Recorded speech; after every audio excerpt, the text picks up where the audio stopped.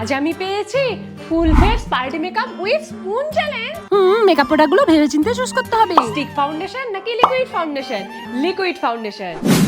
এটা মনে হচ্ছে খুবই মুশকিল টাস্ক হতে চলেছে। মনে হচ্ছে কেকের উপর ফাস্টিং করছি। অনেক কষ্টে ব্লেন্ড হওয়ার পর দেখো আমাকে পুরো ভূত বানিয়ে দিয়েছে। কাজল না আইলাইনার? চামচ চোখের ভিতরে ঢোকানো যাবে না, তাই স্পুনের আইলাইনার। ব্যাক সাইডটা দিয়ে না লাইনার লাগানোর চেষ্টা করি, দেখি কি হয়। খুব সাবধানে কিন্তু এই কাজটা করতে হবে, যাতে এটা চোখে কোনো খোঁচা না লেগে যায়। বাহ, স্পুন দিয়ে আইলাইনার তো ঠিকঠাকই লেগে গেছে। এবারে আইব্রো নাকি আইশ্যাডো? স্পুন দিয়ে আইশ্যাডো লাগানোই যাবে, জন্য আইব্রো। স্পুন দিয়ে আইব্রো লাগানোর কাজটি সবথেকে সহজ ছিল। ব্লাশ নাকি টিন? ব্লাশ।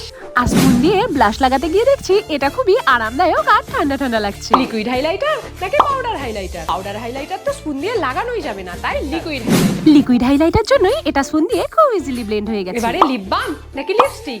লিপস্টিক। স্পুন দিয়ে লিপস্টিক লাগাতে গিয়ে আমি একটু ভয়ে হয়েছিলাম, তারপর দেখছি ভালোই হয়েছে। তোমরাও এটা ট্রাই করতে পারো। লাইক না সাবস্ক্রাইব দুটোই।